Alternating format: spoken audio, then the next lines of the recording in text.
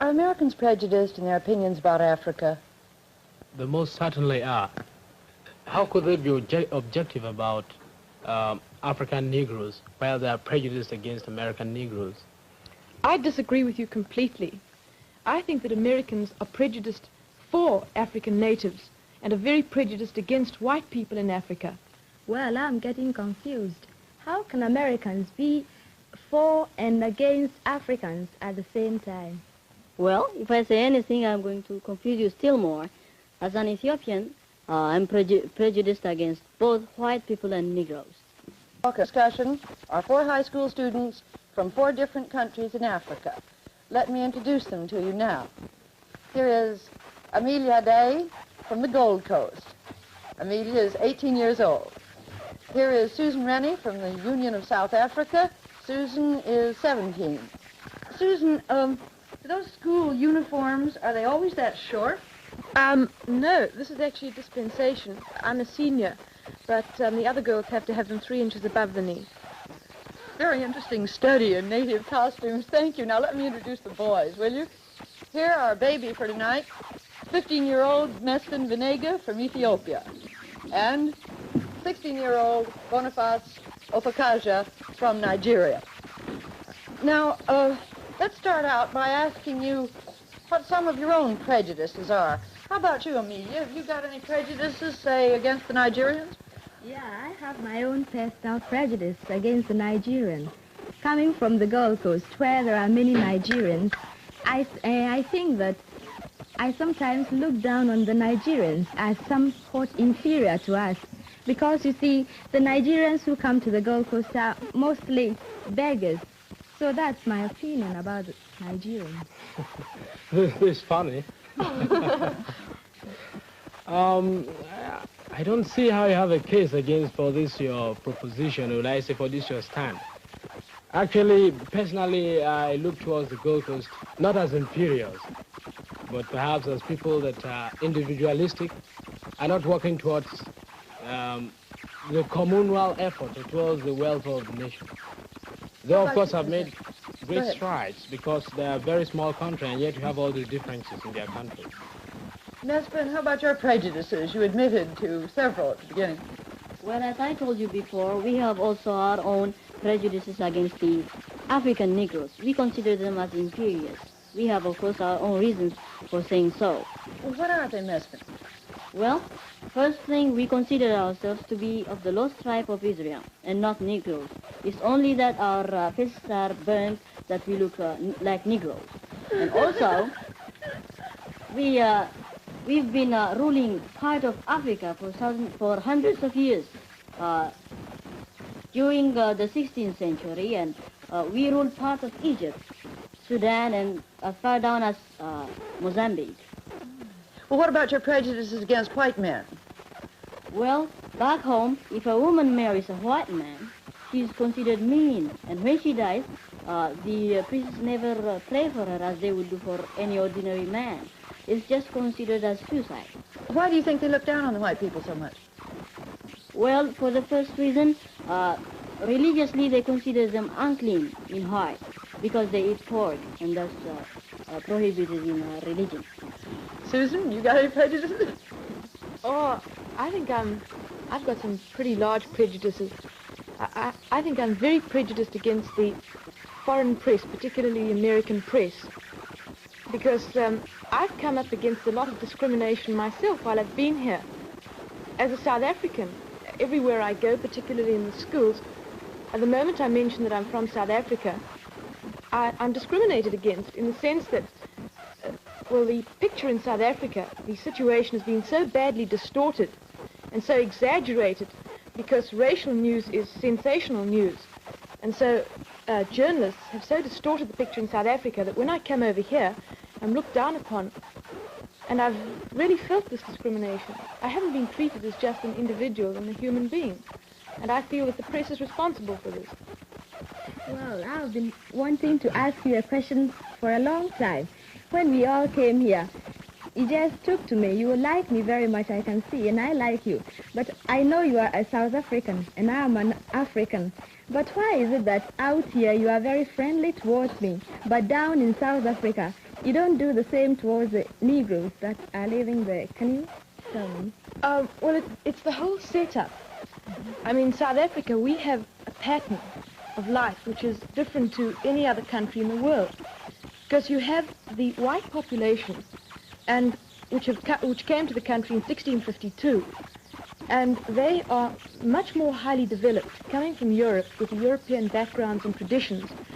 And they have developed the country and have developed a highly civilized community. Whereas the Negro, the Bantu as we call them in Africa, in South Africa, is primitive, on a very primitive level. And the barrier in South Africa isn't so much color as civilization and economically. Excuse me, on that point, we get into a very, very tense ground recently. You talked about this question of it not being a racial struggle, but a struggle of civilization.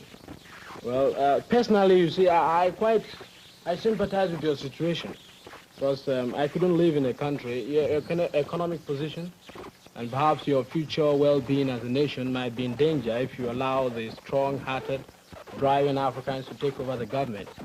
That is, of course, what will happen if they're given the vote. Nonetheless, let us come now to that basic issue of racial segregation. I hear this honorable gentleman is from Ethiopia.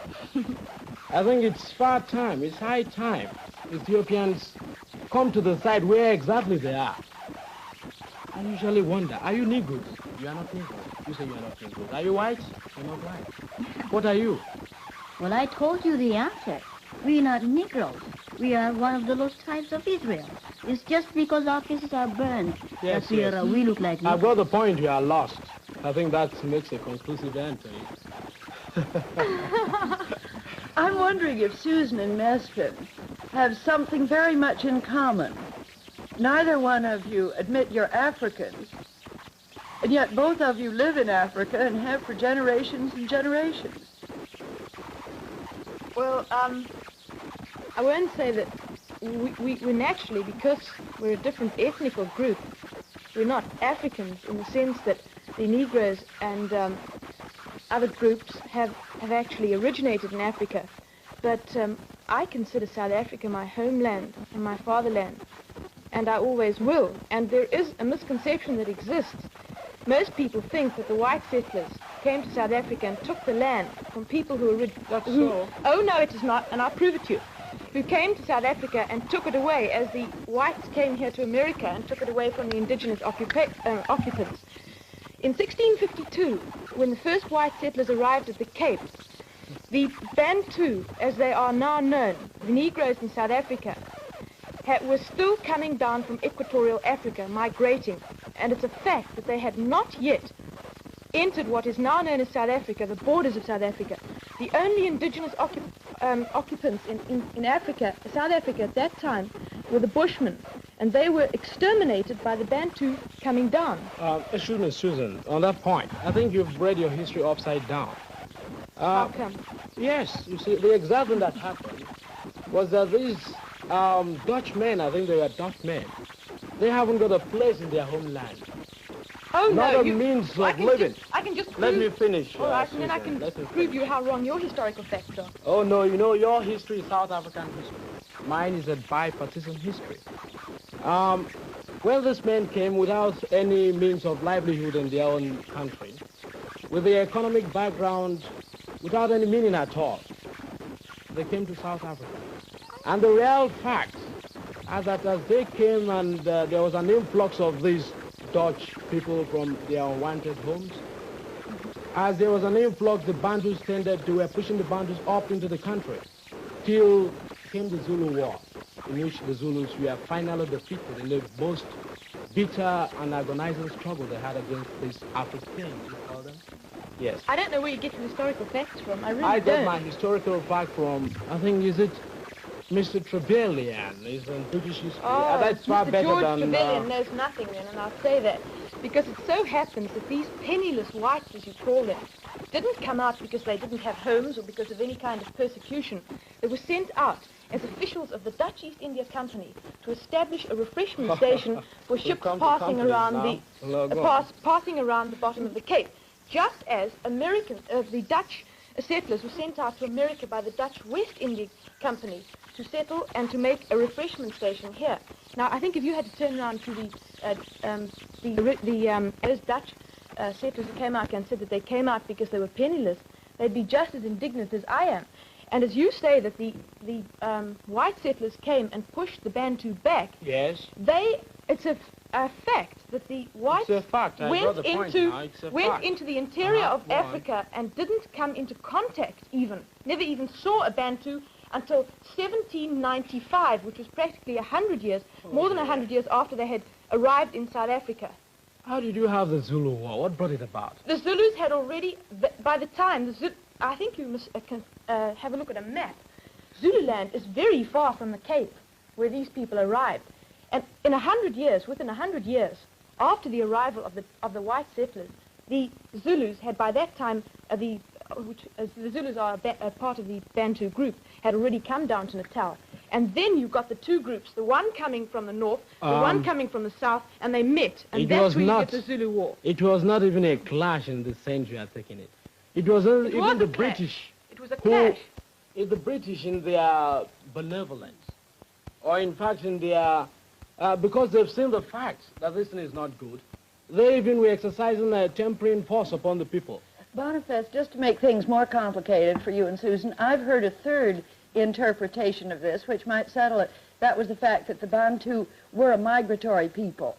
And that it may be true that at some point when the whites came in, there weren't any Bantus there because they were migrating somewhere else. But look, this is all past history now. I'd like to hear something from Mesfin and Amelia on their interpretation of South African history, but almost rather. Let's bring it up to the present, can't we? Yes. Yes, we bring it up. Well, come back just a minute, Sue, to your violent prejudices against the press because they're misrepresenting what goes on in South Africa. Do you want to clarify that a bit? Yes, I would. Will you? No. Well, I know one outstanding example of misrepresentation. We read in an American, I think it was a magazine, I won't give the name, although I could very easily. This journalist quoted Dr. D.F. Malan, who is an ex-Prime Minister of South Africa, as saying, and I quote, "The Negro does not need a home. He can sleep under a tree."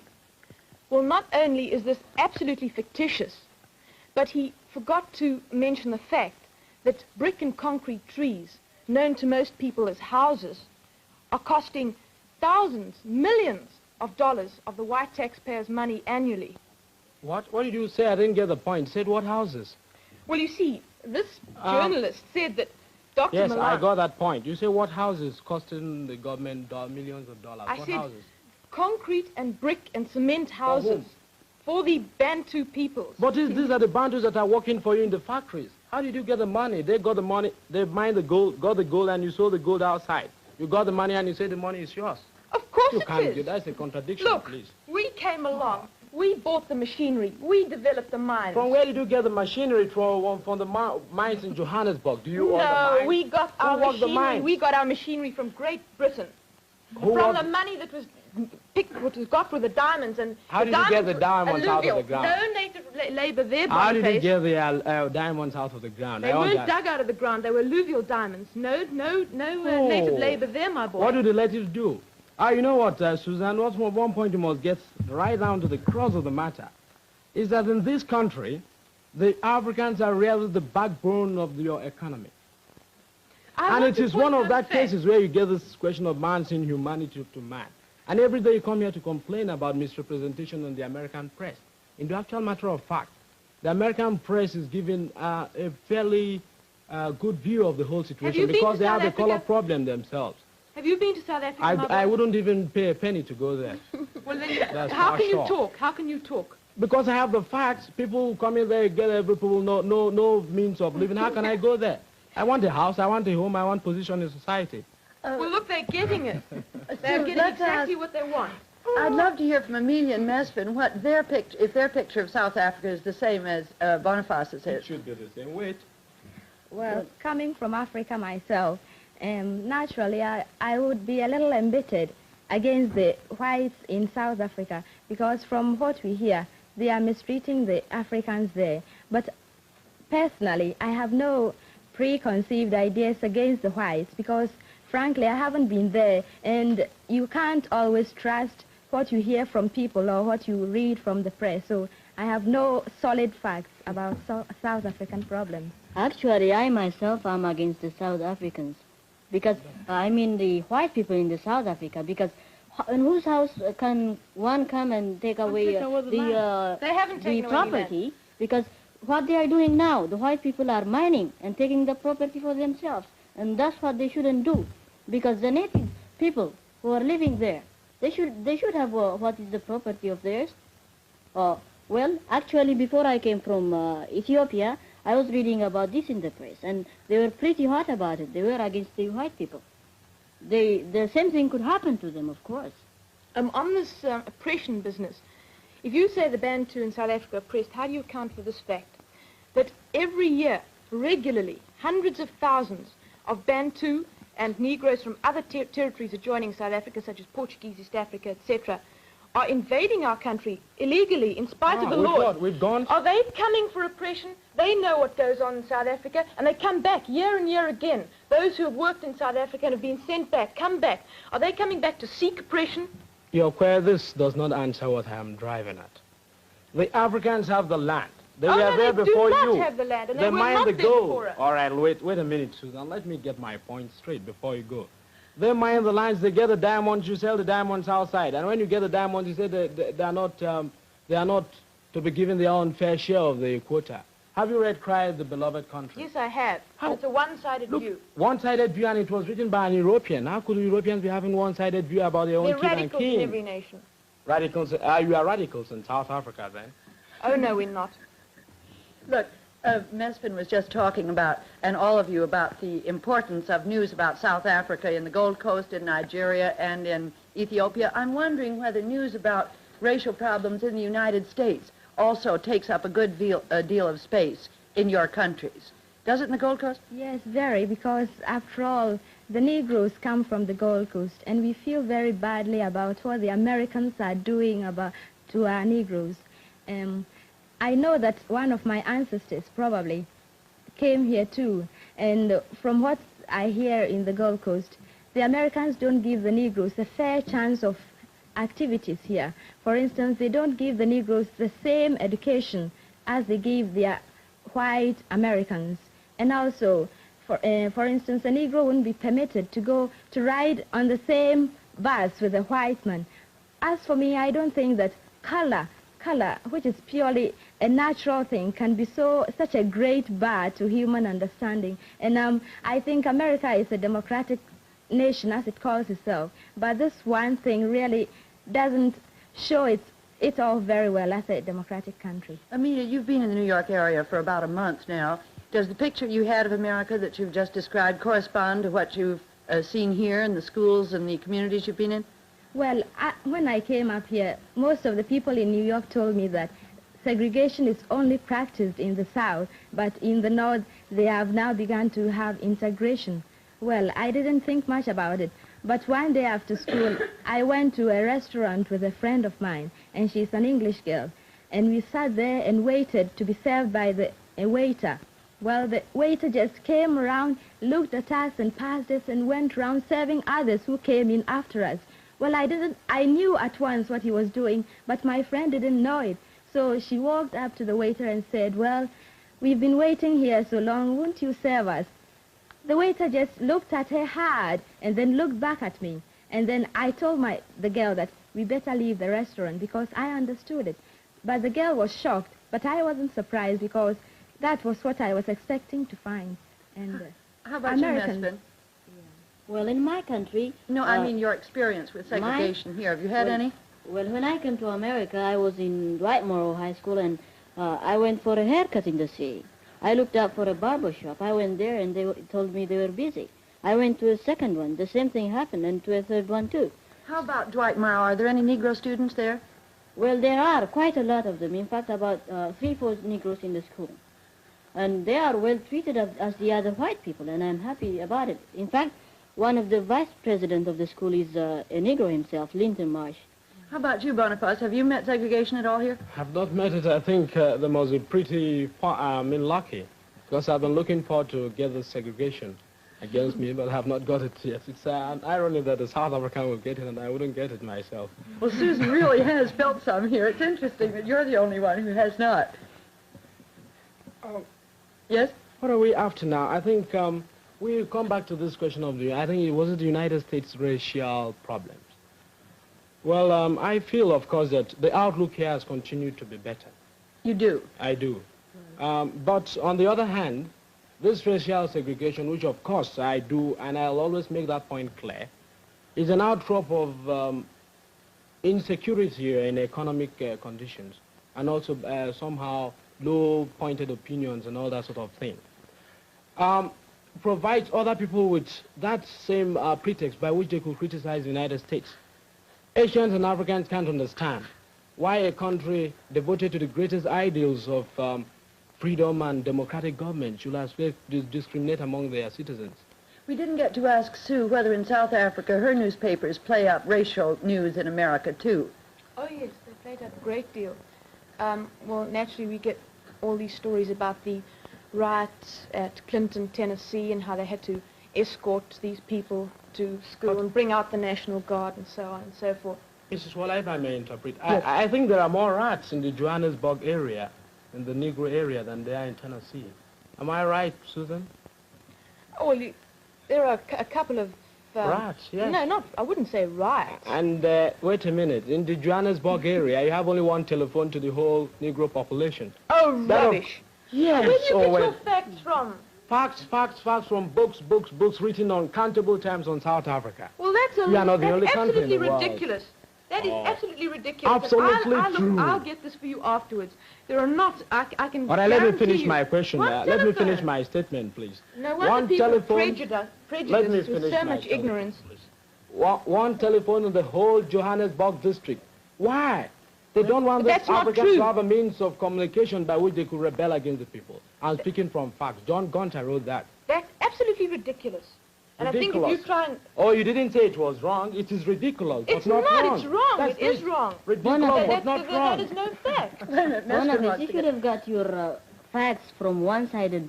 It's not one-sided, Mesfin. It's it not should one-sided. be, because you know. what you've got is almost all what you've got All right. is Look, I against can each I other. can give you 4 concurrent. John Gunter wrote that.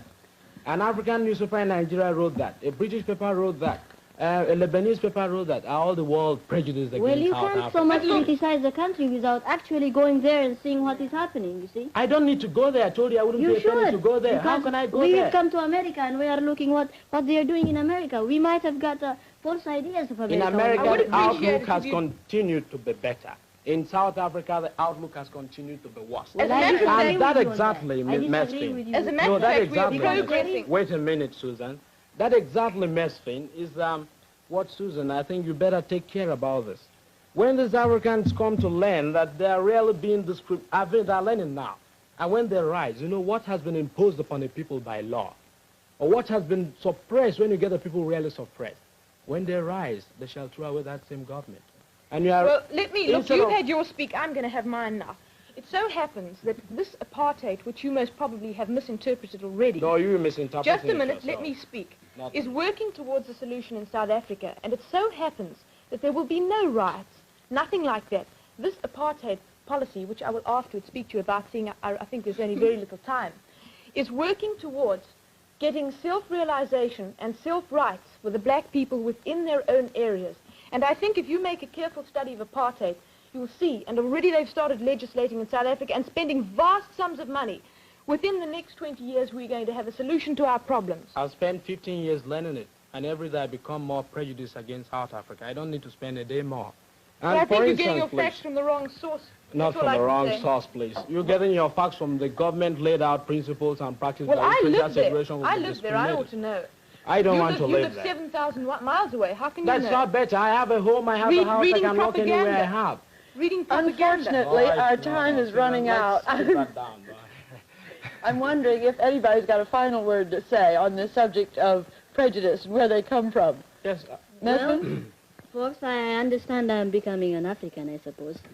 Well, and I think, Susan, I'm sure that government policies sometimes conflict because you and I get on so well together. And I'm sure that this time our governments are in the wrong. So if we get on together, I'm sure in the future they will try to understand each other better. Boniface?